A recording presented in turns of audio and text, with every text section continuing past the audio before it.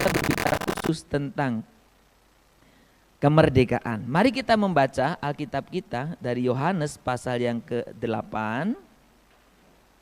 Yohanes pasal yang ke-8. Kita akan membaca ayat yang ke-30 sampai dengan ayat 36, sorry. Yohanes pasal yang ke-8, kita akan membaca yang ke-30 sampai dengan 36. Bapak Ibu boleh kita membaca secara bergantian, ya. Bapak Ibu membaca ayat 30, Bapak Ibu dulu baru nanti saya 31. Mari kita memulai membaca ayat 30, Bapak Ibu dipersilakan 1, 2, 3. Setelah Yesus mengatakan semuanya itu, banyak orang percaya kepadanya. Maka katanya kepada orang Yahudi yang percaya kepadanya, jikalau kamu tetap dalam firman-Ku, kamu benar-benar adalah murid-Ku. Dan kamu akan mengetahui kebenaran, dan kebenaran itu akan memerdekakan kamu. Jawab mereka, kami adalah keturunan Abraham dan tidak pernah menjadi hamba siapapun. Bagaimana engkau dapat berkata, kamu akan merdeka? Kata Yesus kepada mereka, aku berkata kepadamu, sesungguhnya setiap orang yang berbuat dosa adalah hamba dosa. Dan hamba tidak tetap tinggal dalam rumah, tetapi anak tetap tinggal dalam rumah. Jadi apabila anak itu memerdekakan kamu, kamu pun benar-benar merdeka. Saya baca sekali lagi ayat 36.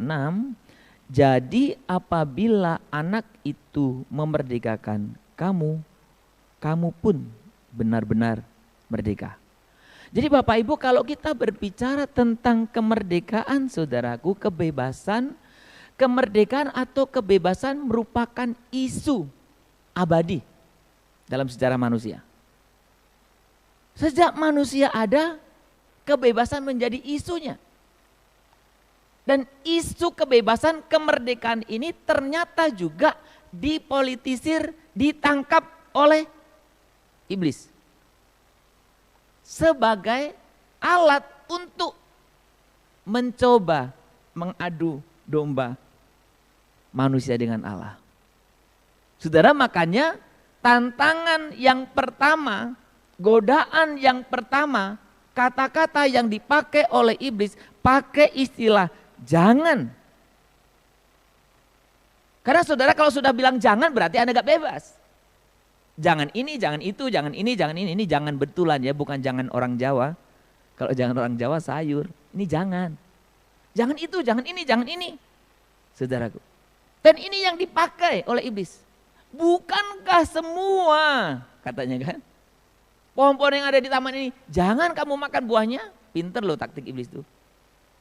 Tapi yang jelas dia mengangkat kasus ini. Nah saudara, isu ini terus sampai sekarang. Enggak selesai. Selalu orang mengatasnamakan kebebasan. Ada kelompok atau golongan tertentu yang merasa tertindas. Ada kelompok tertentu, golongan tertentu yang merasa enggak mau dikekang. Apalagi ada muncul istilah hak asasi manusia. Hakku dong, mau ngapain? Hak saya dong. Kita merdeka. Ya memang biasanya orang yang teriak-teriak gitu dia lupa. Selain HAM ada KAM, kewajiban asasi manusia. Orang banyak memikirkan hanya hak asasi, lupa KAM-nya, kewajiban asasi.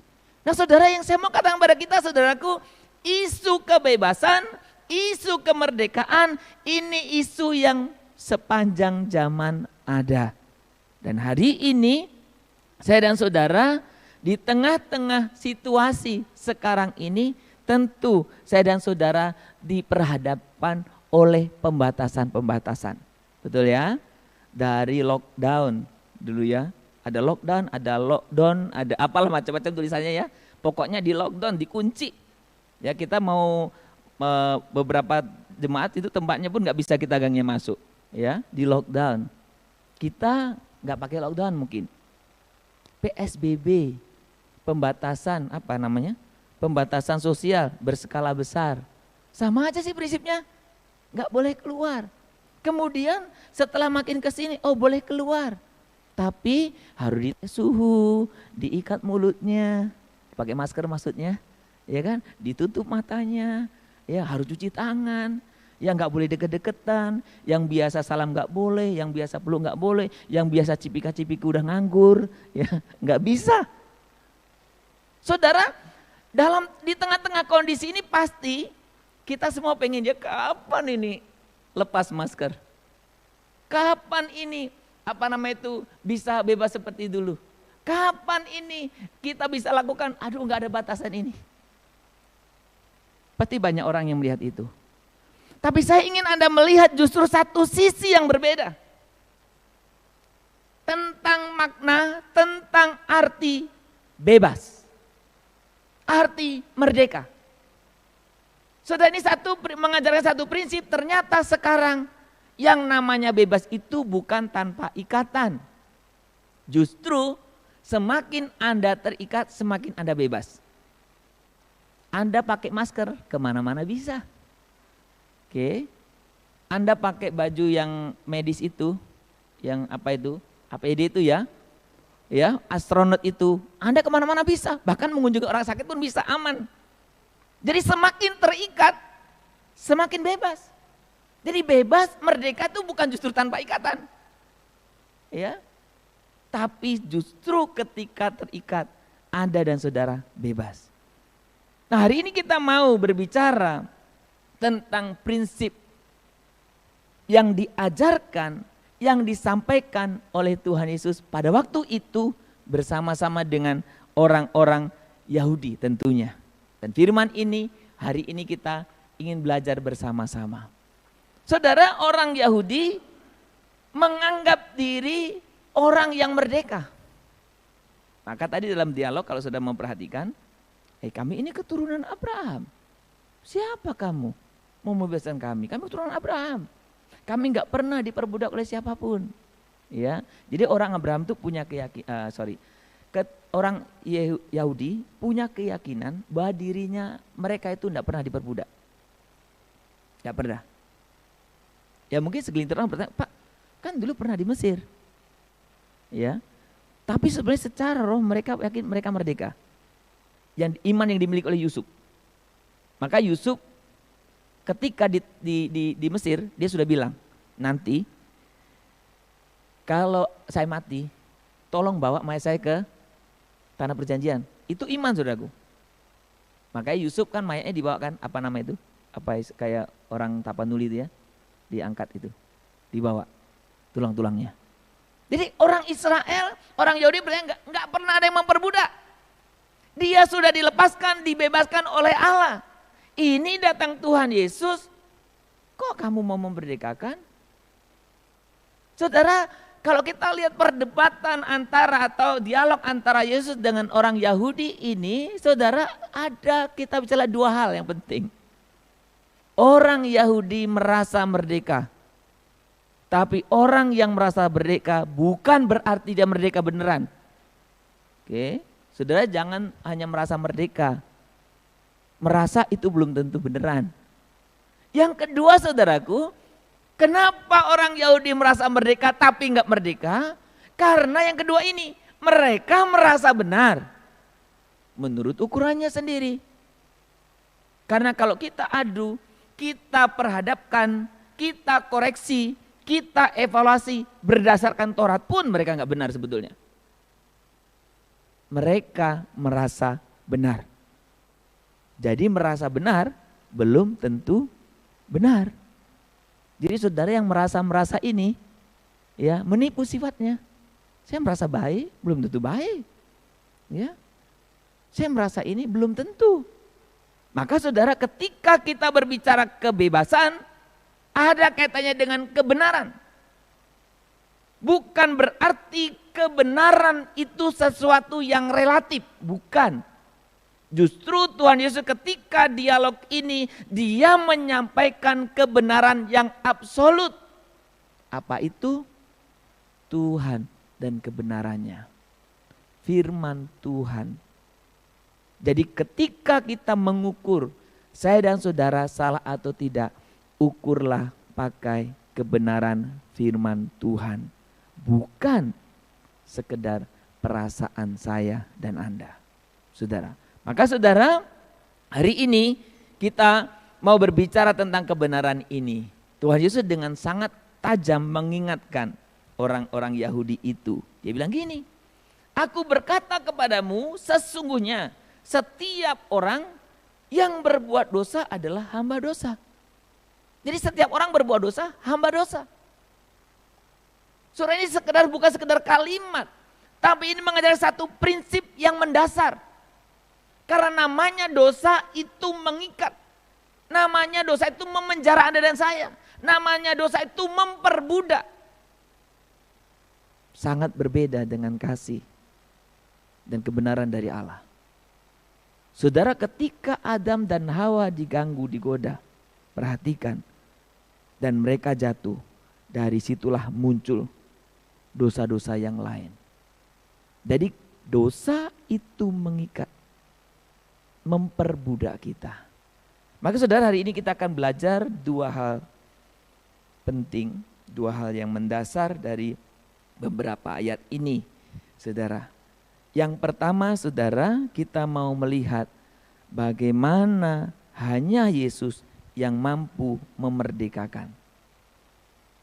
Saudara, saya sangat dihibur, dikuatkan sebetulnya karena para pendiri bangsa kita sadar betul kebenaran bahwa siapapun gak bisa memberi kemerdekaan. Memang di negara kita ada pahlawan nasional, ada pahlawan kemerdekaan. Ada toh?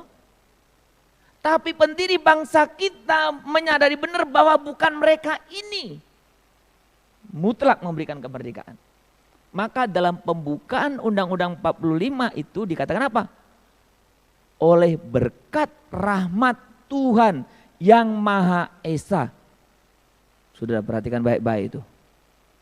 Pendiri bangsa kita enggak terlepas apakah agama Kristen, agama-agama yang lain, bukan. Itu macam-macam di situ kumpul. Tapi kesadaran bahwa yang bisa memerdekakan, yang bisa memberikan satu kebebasan itu adalah Tuhan saja. Bukan berarti kita duduk-duduk, berjuang sih. Itu sama dengan yang memberikan berkat Tuhan, bukan berarti kita duduk, saya duduk, Anda duduk, bukan. Bekerja sih, tapi yang memberi itu Tuhan. Bahkan kemerdekaan ini dikatakan anugerah, rahmat. Ya, rahmat dan anugerah itu ya sama lah ya pengertiannya. Pemberian daripada Tuhan. Nah saudara, kenapa hanya Yesus yang bisa memberikan kemerdekaan? Kenapa hanya Yesus yang bisa memberikan kemerdekaan? Yang pertama saudara yang harus kita pahami, karena Yesus Kristus adalah Tuhan semesta alam. Banyak orang Kristen kalau mendengar istilah ini biasa. Itu masalahnya.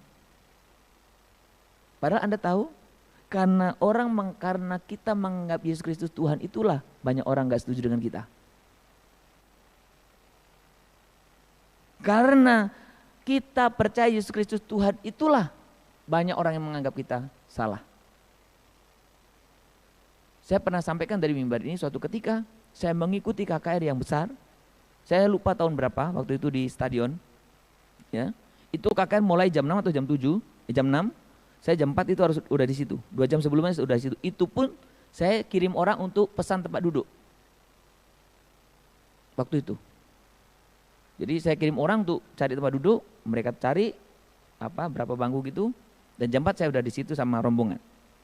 Saudara, temanya itu dipasang besar-besar. Apa temanya? Yesus Kristus Tuhan. Kalau kita mau tema KKR kan cari yang aneh-aneh ya, yang eye catching. Jadi kalau Yesus Kristus Tuhan gak eye catching. Saudara, padahal di dalam Yesus Kristus Tuhan itu terkandung kuasa, otoritas. Allah semesta alam, Jehovah Sebaot. Saudara, orang Israel percaya ketika dia berbicara Jehovah Sebaot adalah Allah semesta alam. Biasanya kaitannya dengan perang. Maka Jehovah Sebaot itu dikenal orang Israel ketika mereka di mana? Di padang gurun. Di padang gurun mereka sering perang. Di padang gurun mereka sering mengalahkan musuh. Dan siapa yang memampukan mereka menang, membebaskan? Jehovah Sebaot. Allah semesta alam. Saudara, maka ketika saudara-saudara berbicara kenapa Yesus yang bisa membebaskan saudara-saudara? Karena Dia Tuhan. Tuhan semesta alam. Jadi saudara, Yesus Kristus Tuhan bukan ungkapan yang sepele. Yesus Kristus Tuhan itu ungkapan yang punya wibawa besar. Saudara, kita contohkanlah. Kalau saudara berbicara tentang nama. Oke. Kalau kita sebut cuman Joko saja, punya kuasa enggak? Itu saya diutusi Joko. Banyak nama Joko, tukang bakso, ya, tukang cukur, banyak. Kalau Anda bicara siapa? Widodo, juga banyak nama Widodo, banyak. Tapi Anda paket lengkap Presiden Joko Widodo, beda saudaraku, dia presiden. Saya mau katakan, banyak orang Kristen yang tidak mengerti otoritas ini. Yesus Kristus Tuhan. Dan betul, pada waktu saya ikut KKR itu, yang temanya Yesus Kristus Tuhan itu, lawatan Allah luar biasa terjadi di sana. Itu Gelora Bung Karno itu penuh orang waktu itu. Dan itu momen yang sangat mengesankan bagi saya. Semua orang yang hadir itu mengerti Yesus Kristus Tuhan. Percaya Yesus Kristus Tuhan. Jadi saudara, Yesus bisa membebaskan saya dan saudara karena Dia Tuhan. Dia memiliki otoritas, Dia memiliki kekuatan untuk membebaskan. Ya, kalau orang-orang biasa pahlawan yang membebaskan sih paling dari penindasan apa. Tapi nanti bisa dijajah lagi. Ya. Jadi Bapak Ibu, jangan pandang enteng, jangan remeh ketika kita berbicara Yesus Kristus Tuhan. Banggalah dengan kuasa itu, dengan nama itu. Ya. Tadi nyanyian kita kan, semua lidah mengaku Yesus Kristuslah Tuhan. Segala Tuhan, segala Raja yang berkuasa penuh. Dia yang mampu membebaskan. Saudara, yang kedua, ketika kita berbicara tentang, saudaraku, kemerdekaan atau kebebasan, kemerdekaan seperti apa yang Yesus berikan? Kemerdekaan yang sebenarnya. Saudara, kalau saudara memperhatikan ya, diskusi-diskusi di dalam ayat ini, kalau engkau benar-benar muridku, ya, kamu akan ikuti firman-Nya. Kemudian baru dikatakan firman itu karena kebenaran itu memerdekakan. Ayat 36 baru bicara, jika anak memerdekakan kamu, maka kamu benar-benar merdeka. Saudara, ada satu buku yang cukup terkenal, ya, buku Daughter of Destiny, ya, Destiny.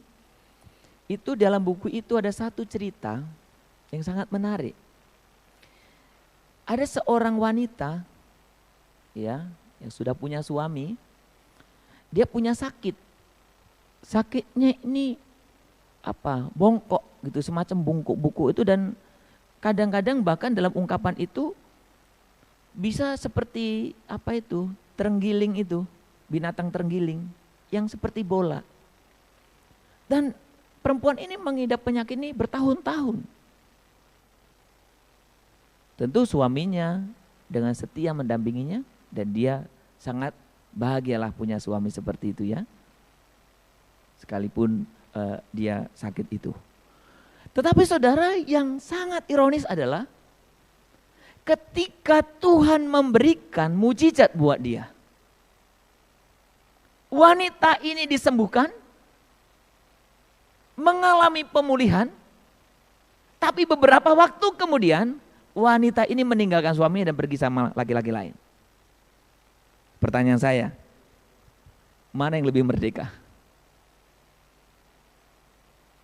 Kalau tahu gitu kan gak usah sembuhkan aja ya, biar bergulung-gulung ya. Ya.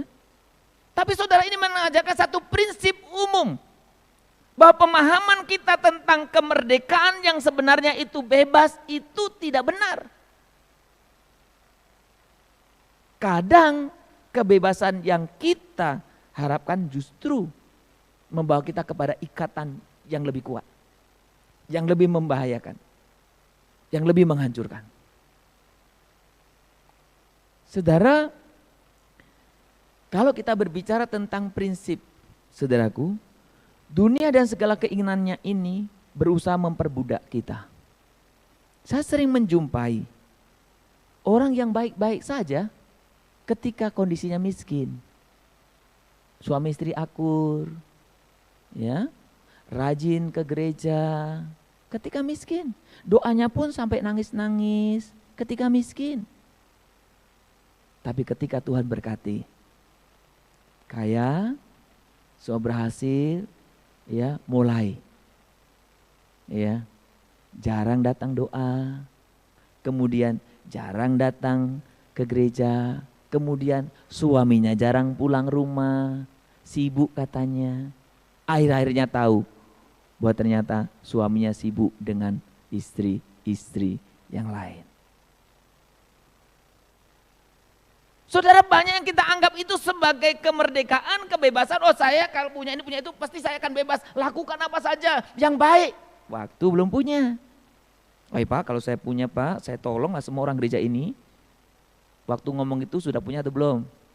Sudah, belum ya. Kalau sudah punya, udah lupa. Jangankan memberi, orang datang aja kagak. Ya kan? Oh Pak, kalau saya dikasih kuasa itu Pak, kalau saya punya jabatan nanti, saya akan tolong semua satu kampung ini, bahkan satu negara ini saya buat adil. Sudah punya kuasa belum? Ketika sudah punya kuasa, saudara, dunia memang berjuang, berusaha memperbudak Anda dan saya. Itu makanya ketika kita berbicara tentang kemerdekaan, kebebasan yang ditawarkan dunia biasanya itu kemerdekaan, kebebasan yang semu. Semu, bukan semu ini. Ini semu istri boksu. Palsu maksudnya. Oh kalau gini bebas loh, enggak, hati-hati. Karena dunia ingin mengikatmu.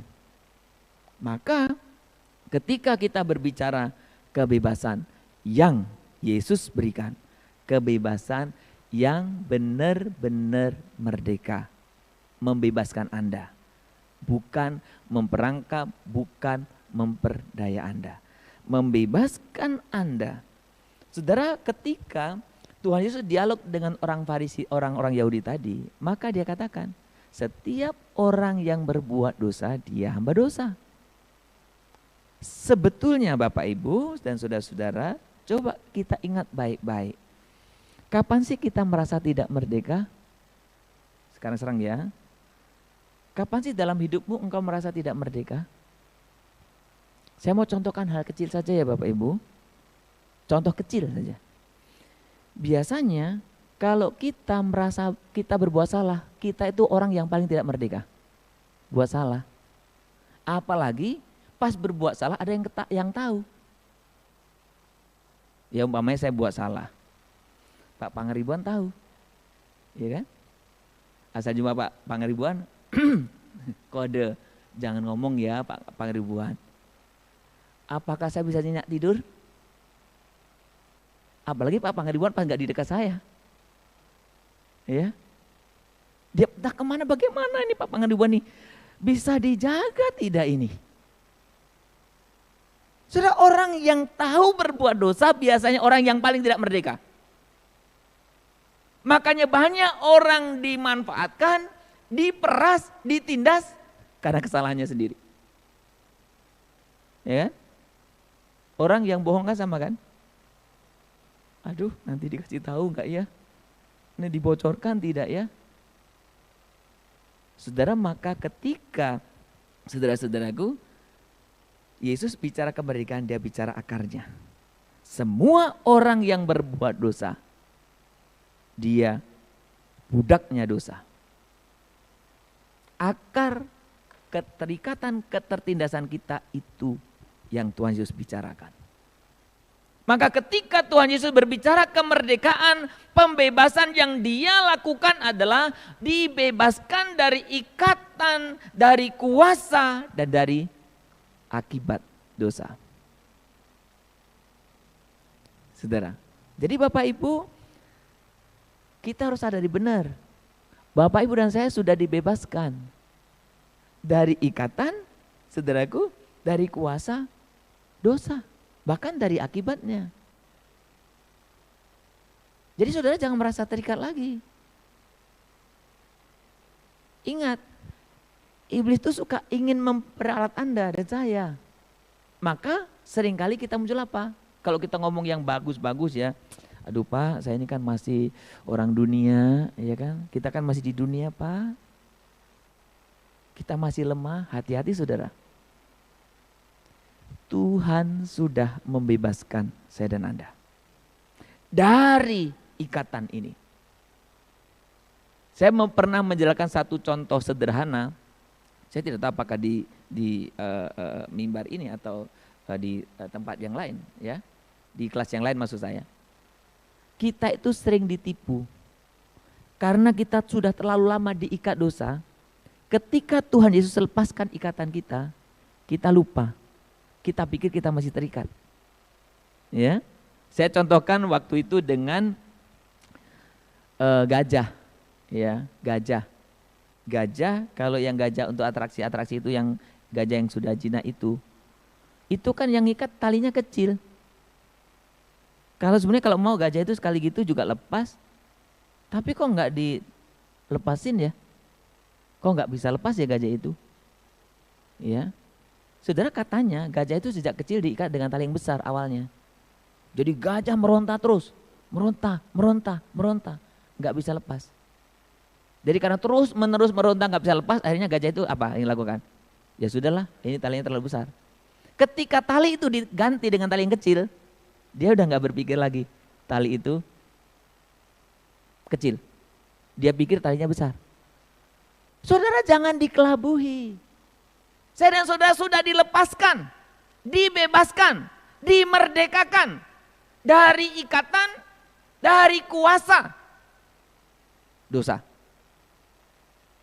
Jadi bukan terikat lagi. Jangan suka pakai istilah saya ini manusia orang lemah. Enggak. Anda dan saya memang manusia. Tapi Anda dan saya orang yang diselamatkan. Dibebaskan dari ikatan, dari kuasa dosa. Ya. Bahkan yang terakhir dari apa?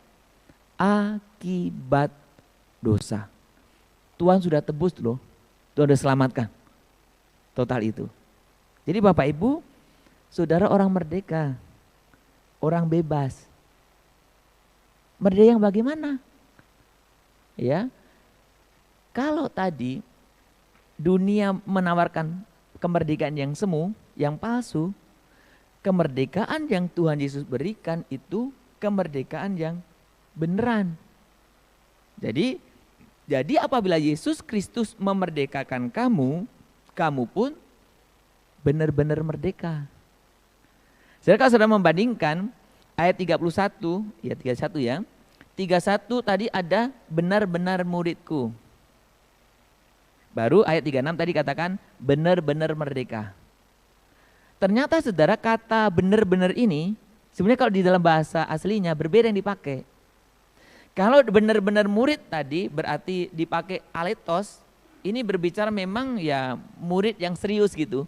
Murid yang serius, murid yang bukan murid-muridan, murid ya serius ya.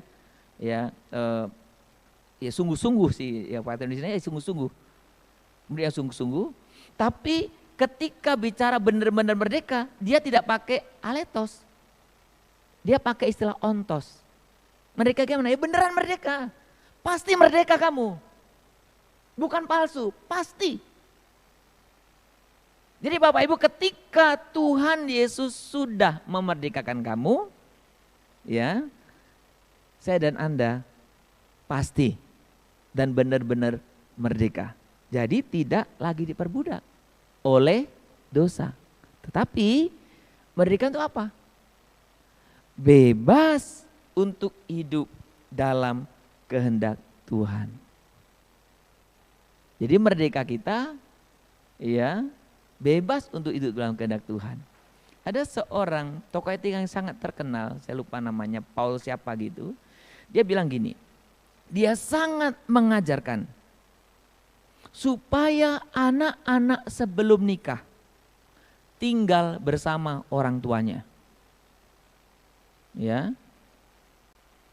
Kenapa? Pertanyaannya. Sebelum saya jawab, anak-anak kita yang belum menikah, gimana pengalaman tinggal dengan orang tua? Enak atau enak sekali? Tanpa mengabaikan yang merantau ya, merantau kan memang merantau, namanya perantau. Yang maksudnya yang ada dekat dengan orang tua. Apakah ada niat Anda di Jakarta pengen ngekos? Ya, gimana pengalaman tinggal bersama orang tua? Enak atau enak sekali? Saya tidak tawarkan yang tiga loh ya, tidak enak enggak gitu loh ya.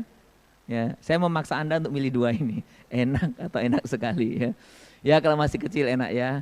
Ya kalau sudah besar ada dulu pengalaman saya. Ini sekali lagi bukan yang merantau ya terpaksa kan. Yang ada di Jakarta atau yang ada satu tempat gitu. Ada dulu saya pernah punya pengalaman tuh ada anak muda pengen kos. Ya saya bilang heran juga. Kok ngekos memang alasannya supaya fokus, supaya ini. Ya saya tahu bukan fokus itu. Nggak mau dibangunkan, nggak mau disuruh, nggak mau diatur. Saudaraku. Tapi penasehat ini, pakar etika ini, dia bilang apa? Sebelum menikah, anak-anak harus tinggal dengan orang tua. Apa katanya? Supaya setelah nikah, dia boleh benar-benar hidup benar katanya. Jadi keterikatan yang diciptakan oleh orang tua itu, aturan ini membuat anak-anak, saya termasuk di dalamnya, itu bisa bebas dalam pengertian yang benar. Jadi kemerdekaan tidak perlu Anda perhadapkan dengan aturan. Merdeka berarti tanpa aturan? Tidak. Ya, justru ketika saya dan saudara bebas itu, kita bebas hidup dalam kehendak Allah, saudaraku. Saudara, makanya kita yang anak-anak yang punya niat kos padahal di dekat rumah ya, jangan koslah, tinggallah di rumah ya, kecuali terpaksa. Terpaksa itu maksudnya karena hal-hal yang lain ya, bukan karena ini ya. Saudara, orang yang lahir baru cirinya apa? Jadi orang yang lahir baru itu berarti merdeka. Cirinya apa? Jelas. Menjauhi dosa. Kemudian apa? Mengarahkan diri kepada kehendak Allah. Dalam apa? Dan dalam pelayanan. Saudara, ciri orang lahir baru di mana-mana saya jumpai sama. Orang yang lahir baru itu salah satu cirinya dia pokoknya punya keinginan besar untuk mengerti kehendak Allah. Maka orang yang lahir baru semangat baca Alkitab. Jangan nanti gini, puji Tuhan saya sudah lama sih lahirnya, makanya saya malas baca Alkitab. Masalahnya pernah semangat atau tidak? Sudah orang lahir baru dalam Tuhan itu semangat baca Alkitab, pengen tahu. Ya, kemarin di salah satu saya katakan, saya bersyukur juga ada orang yang begitu aktif baca Alkitab. Saya katakan sekarang baca Alkitab nggak perlu kelihatan saleh, pakai aja handphone. Jadi handphone jangan hanya untuk update status mulu, baca Alkitab. Di mana-mana bisa, nggak kelihatan saleh. Saudaraku, kenapa dia ingin ngerti kehendak Allah? Kemudian ciri orang lahir baru apa? Dia ingin melayani Allah. Saudara, kalau bicara melayani memang susah kalau saya mau ngomong. Karena nanti Anda bilang, kamu kan pendeta, ngomonglah melayani. Ya. Saudara, ketika saya betul mengalami kelahiran ini, kelahiran baru ini, saya menjadikan gereja itu tempat idola saya. Waktu-waktu yang ada, saya coba atur bagaimana melayani. Jauh sebelum saya menjadi hamba Tuhan, pendeta. Ya, maka saudara hanya nggak seperti Samuel aja di ruang Maha Kudus. Saya dulu sering tidur di gereja, bukan di ruang salah satu gereja, di gereja, di bangkunya gitu, atur, ya di balik tidur di situ, sering dulu. Ya, kalau Samuel kan tidur di ruang Maha Kudus, saya tidur di situ. Ya, sudah karena enak, senang. Sudah ini semua orang mengalami yang sama. Kalau Anda cerita dengan orang yang mengalami kelahiran sama keinginannya. Karena dia merdeka, dia tidak lagi terikat dengan dosa, keinginan daging, tapi dia ingin melakukan kehendak Allah. Salah satu ekspresinya, bagaimana mengambil bahagian di dalam pelayanan di rumah Tuhan. Saudaraku, merdeka. Tuhan Yesus memerdekakan kita. Jadi saudara, tidak ada seorang pun yang benar-benar merdeka, kecuali mereka yang ada Tuhan Yesus merdekakan. Jadi saudara boleh ngomong merdeka, merdeka. Di luar Tuhan Anda enggak merdeka. Anda boleh teriak sekencang-kencangnya merdeka. Anda tidak merdeka di luar Tuhan. Di dalam Tuhannya, saya dan saudara merdeka. Saya undang untuk singer dan pemusik maju ke depan. Saya ingin mengajak kita, baik Bapak Ibu yang di sini maupun yang di rumah. Apa yang masih mengikat dirimu? Apa yang masih memperbudak engkau?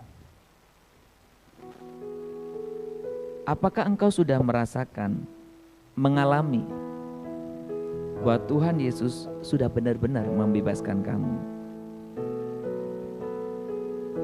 Membebaskan dari ikatan dosa, kuasa dosa, bahkan akibat dosa.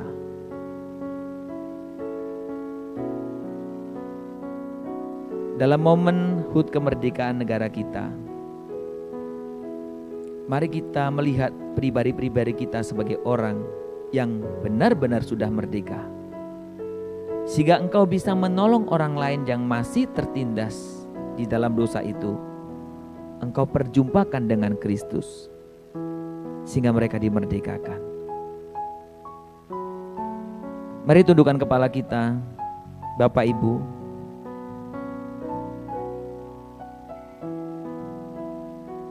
Kalau engkau menganggap bahwa dunia ini, kekayaan, kedudukan, atau apapun di dunia ini, itu yang akan membebaskan engkau, engkau salah besar. Karena dunia dan segala keinginan ini hanya memberikan janji palsu, kebebasan yang palsu. Dunia ini mencoba memperbudak engkau. Kalau hari-hari ini engkau diperbudak oleh dunia ini, sehingga dengan berbagai alasan engkau katakan, Tuhan, untuk engkau tidak sempat. Tuhan, untuk lakukan ini tidak sempat. Hati-hatilah. Dunia sedang menarikmu dan memperbudak engkau. Atau ada di antaramu yang saat ini masih terikat dengan dosa-dosa tertentu yang orang lain mungkin gak lihat. Keegoisanmu mungkin,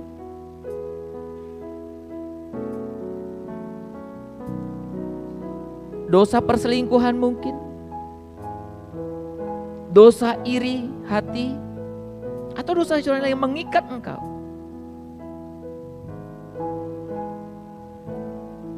Engkau mungkin berkata, Tuhan saya sudah meninggalkan, tapi saya nggak bisa, saya lemah. Ingat, Tuhan sudah membebaskanmu dari ikatan, kuasa, dan akibat dosa.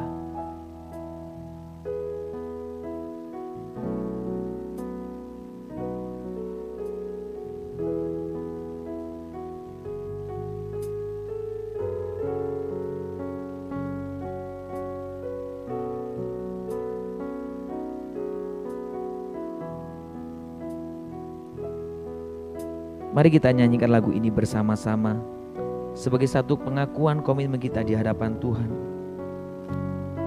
dengan sikap doa baik Bapak Ibu yang di gereja maupun di rumah masing-masing.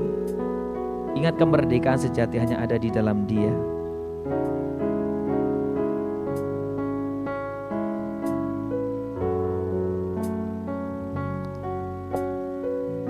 Katakan bersama-sama, Yesus Kau yang kebenaran, yang telah menyelamatkan kami semua. Yesus, Kau kebenaran yang menyelamatkanku. Kau memberikanku hidup dan pengharapan.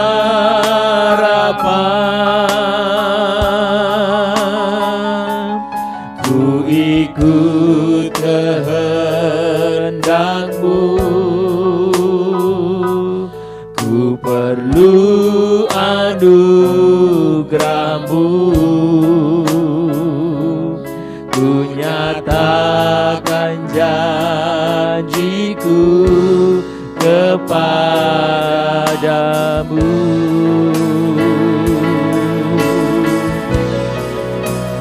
Kalau ku hidup bagi-Mu, hatiku tetap menyembah-Mu. Dunia tak bisa menjauhkanku dari kasih-Mu.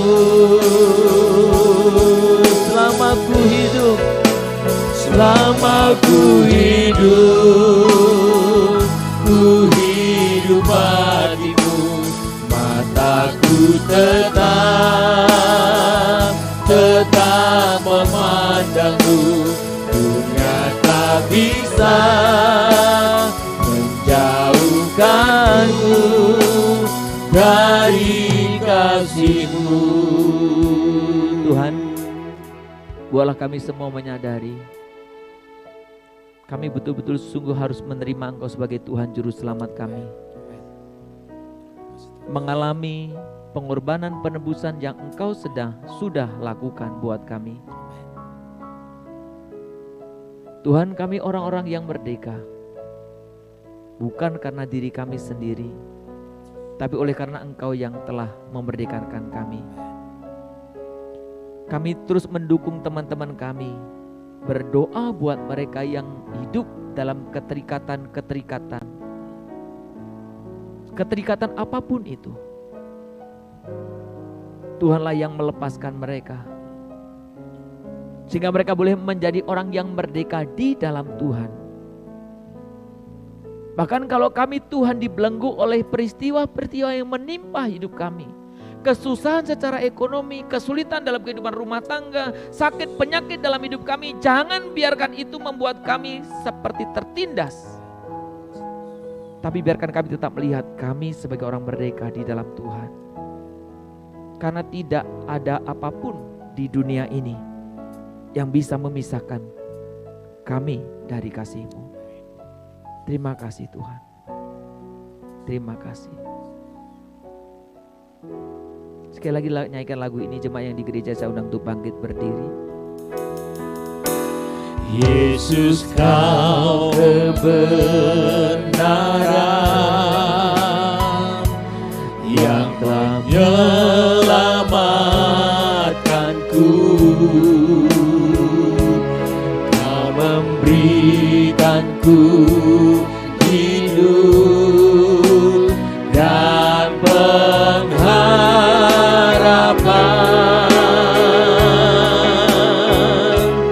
Ku ikut kehendak-Mu,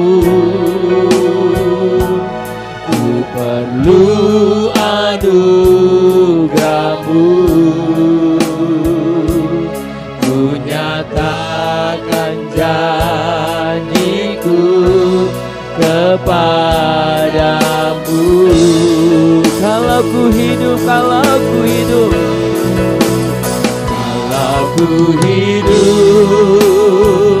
ku hidup hatiku tetap menyembahmu. Dunia tak bisa menjauhkanku dari kasih-Mu. Selama ku hidup, ku hidup bagimu, maka ku tetap memandangmu. Dunia tak bisa menjauhkanku dari kasih. Dunia tak bisa menjauhkan kita dari kasih Kristus. Dunia tak bisa menjauhkanku dari kasih-Mu. Tuhan, kami bersyukur, berterima kasih buat anugerah, keselamatan, kemerdekaan yang Tuhan karuniakan kepada kami. Kami sungguh rindu Tuhan, untuk kami boleh mengambil rekomitmen kami kembali, untuk kami boleh hidup merdeka di dalam kebenaran-Mu. Dan kami punya ambisi dan antusias untuk terus melakukan kehendak Tuhan dan terus ambil bahagian di dalam pelayanan pekerjaan Tuhan. Hari ini kami secara khusus memberkati bangsa ini. Tuhanlah yang melawat bangsa Indonesia ini. Tuhan lawat para pemimpin kami, orang-orang yang Tuhan percaya untuk mengelola bangsa ini. Kami bersyukur karena besok kami boleh merayakan kemerdekaan kami, yang oleh pendiri bangsa kami dipercayai, disadari sebagai anugerah rahmat daripada Engkau. Tuhan, terima kasih untuk anugerah kemerdekaan ini. Dan Tuhan, tolong kami untuk kami tidak merusak bangsa ini, untuk kami tidak membuat gaduh bangsa ini, tetapi kami berperan apapun, sekecil apapun, untuk membangun bangsa ini. Tuhan, lewatkanlah bangsa kami dari krisis. Lewatkanlah bangsa kami ini dari kefatalan ekonomi atau apapun. Biarkan bangsa kami bisa survive menghadapi semua krisis ini. Biarkan kami sehati sepikir, bukan untuk mencari keuntungan pribadi-pribadi, tapi untuk keselamatan, kesejahteraan bangsa ini. Tuhan, kiranya Tuhan, kami sebagai orang percaya, kami juga boleh berperan membangun negeri ini. Terima kasih Bapa, terpuji nama-Mu. Kami juga menyerahkan buat persembahan kami hari ini ke dalam tangan Tuhan. Tuhanlah yang memberkati, Tuhanlah yang senantiasa memelihara hidup kami, untuk kami bisa mengerti bahwa segala sesuatu datang dari Tuhan, dan kami ingin kembalikan untuk kemuliaan-Mu. Di dalam nama Tuhan Yesus yang sudah menyelamatkan, memerdekakan kami dari akibat, dari ikatan, dari kuasa dosa, kami berdoa dan kami mengucap syukur.